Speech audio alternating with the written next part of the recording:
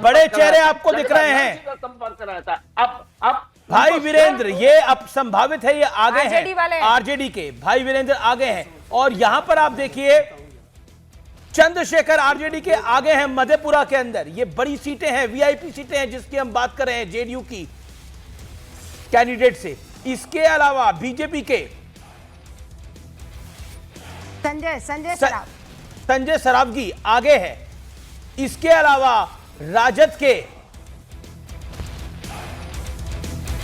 के कैंडिडेट यहां पर आगे हैं मंगल पांडे से। मंगल पांडे पीछे हो सकते हैं। मंगल पांडे बीजेपी के स्टार हैं, वहां पर मिनिस्टर भी हैं, वो पीछे हो सकते हैं।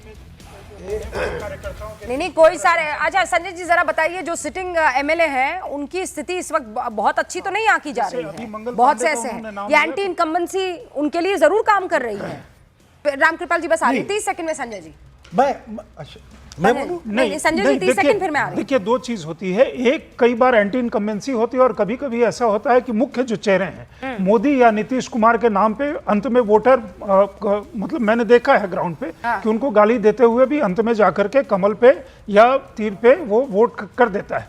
लेकिन कुछ चेहरे ऐसे हैं, बड़े चेहरे ऐसे हैं जिनके बारे में जो लोग हैं वहां पे उनको काफी शंका है, जिसमें से एक नाम अभी आपने लिया, मंगल पांडे। ठीक है, ओके। मंगल पांडे के नाम पे शंका। मैं एक बात कर रहा हूं, जिस तरह से नीतीश जी का 7 बजे हम आपको फाइनल आंकड़ा देंगे। 7 बजे का इंतजार करिए, बड़ा आंकड़ा, फाइनल आंकड़ा हम देंगे। रामकृपाल सिंह, जिस तरह नीतीश जी का मखौल उड़ाया गया, आप याद कीजिए एक गलती हो गई थी आडवाणी।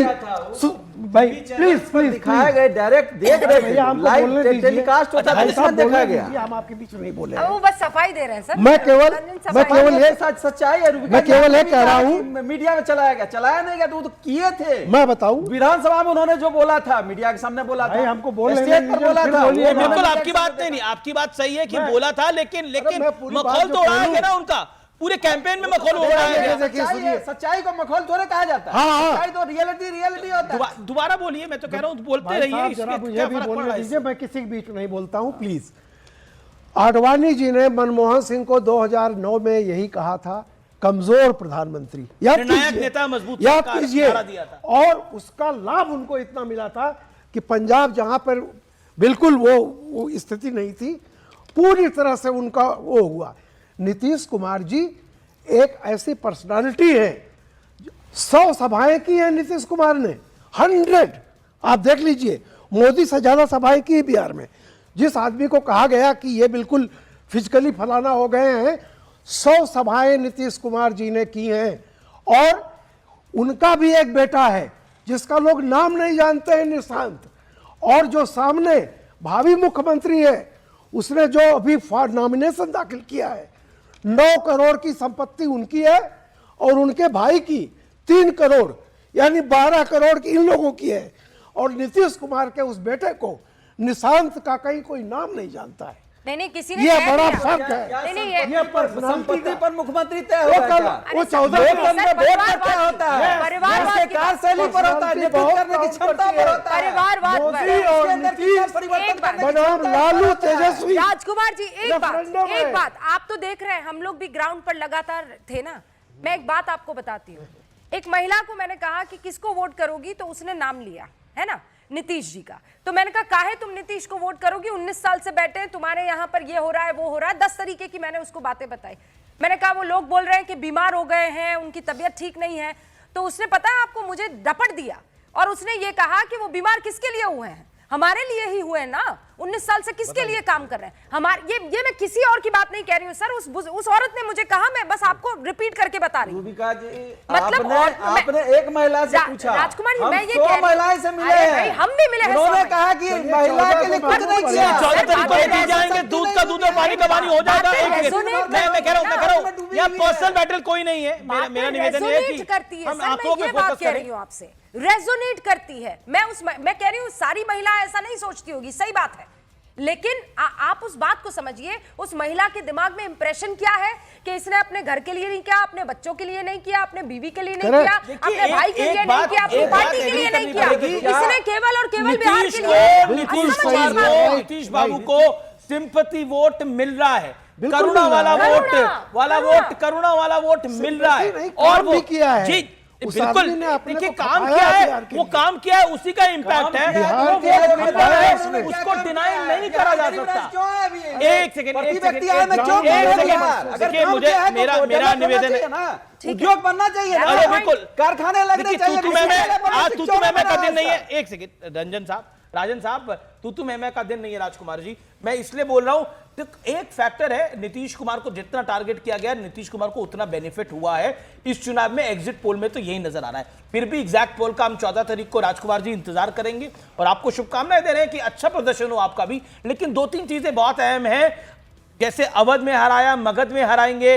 अनुराग भदौरिया, एग्जिट पोल के आंकड़े आपके समक्ष हैं, अगर आप इसको समझ पाए तो क्या कहना चाहेंगे?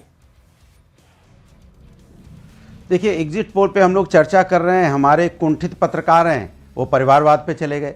इतना कुंठा लेके क्यों टीवी डिबेट में बैठते हैं आप? तो परिवारवाद तो बीजेपी में तो नहीं बोल पाते, अच्छी बात नहीं है। रामकृपाल जी, आप अच्छे पत्रकार हैं, आप पत्रकारिता का धर्म तो निभाइए ना, आप परिवारवाद पे चले गए। बात हो रही है एग्जिट पोल की, आप चले गए परिवारवाद पे। कितना हुआ? ये कुंठा मत 9 करोड़, दूसरे के 3 करोड़, 12 करोड़, इसको नीतीश जी कुंठा का भी बोलते एक हैं। लड़का सुनिए, है। अरे सुनिए, जो इसको तथ्य कुंठा है वो बोलते तथ्य हैं। है। सुन तो लीजिए, जो तथ्य है वो अरे तथ्य है सुनिए भाई। ना, आपके बीच में मैं बोला नहीं, अब आप चिल्लाने लग गए। आप भी आपको साथ दर्द हैं ना, हो गया, अनुराग भदौरिया भी शांति नहीं। अब दर्द हो गया आपको। अब सुनिए, मैं आपके बीच में नहीं बोला, मैं अरे इसको एग्जिट कुंठा पोल बोलता पर हूं। बोलिए, ठीक है, आपकी रामकृपाल को बोल के मानसिकता क्यों कुंठा टाइम बोल। बर्बाद अरे सुन करेंगे? तो लिए मेरी बात। अरे मैं इसलिए आपको याद दिला रहा हूं कि एग्जिट पोल पे हम लोग बात कर रहे थे, याद आप गए आया। परिवारवाद पे। बीजेपी का परिवार आपको दिखाई नहीं देता है? शर्म आती है मुझे ऐसे पत्रकार पे। कुंठित पत्रकारिता मत कीजिए, आप पत्रकारिता खुल के कीजिए ना। मैं कह रहा हूं कि एग्जिट पोल आया है, आप नौकरी एग्जिट दे पोल पे दीजिए, हम आप सब क्या लोग कर की, जैसा लूंगा, हमने कुछ आपको बोला था, प्रवक्ता बना दीजिए मुझे जैसा, अपनी अरे जगह। सुनिए ना, मेरी बात सुनिए। अरे सुनिए, आप बोलने दीजिए, अब काहे परेशान? आप तो बीजेपी के प्रवक्ता हैं, अब आप बोलने दीजिए मुझे। हाँ। मैंने कहा कि एग्जिट पोल पे जिस तरह की चर्चा हो रही है बिल्कुल सही है। देखिए 55 और 60, 5 सीटों का ही तो फर्क है। और एग्जिट पोल को आप जानते हो 5 सीटें कब 15 में कन्वर्ट हो जाएं, इधर से उधर हो जाएं, 20 में हो जाएं। मैं कह रहा हूं एनडीए जो पार्टी है उसकी सीटें 40-42 इसमें आएंगी, 80 करीब सीटें इंडिया गठबंधन पाएगा पहले फेज में। मैं आपको गारंटी से बोल रहा हूं, पहले फेज में 75 से 80 सीटें इंडिया गठबंधन पाएगा। ये आप लिख लीजिए। चलिए, आपने 14 को 55 दिखाई मिलेंगे है, हम लोग। हम कहते हैं उसमें 20 और ऐड कर दीजिए। नहीं, हम लोग तो मिलते ही रहेंगे, हम आपकी तरह कुंठित थोड़ी नहीं, है। नहीं, जो भी आपने- रिजल्ट होगा उसको आपने स्वीकार करते हैं, लेकिन दो हम कोई लोकसभा में हम जब कोई आपकी परिवारवाद 5 सीटें चर्चा आई थोड़ी थी, करने बैठ सिर्फ जाएं। परिवार बात हो रही है जीता एग्जिट था, पोल की, वो चले गए तब आप परिवारवाद 65 पे। बता रहे थे समाजवादी पार्टी को। अरे प्रभु, लेकिन आपको दो नहीं बार- परिवार दिखता ना, दो दूसरा। बार में सिर्फ आपको परिवार दूसरा जीता। परिवार नहीं दिखता ना। अरे सरकार तो फिर भी बना ली, सरकार तो फिर भी बना ली। आप कह रहे हैं कि बीजेपी की 400 नहीं आई, लेकिन 240 आ गई। सरकार तो फिर भी बना ली, सरकार तो फिर भी बना ली।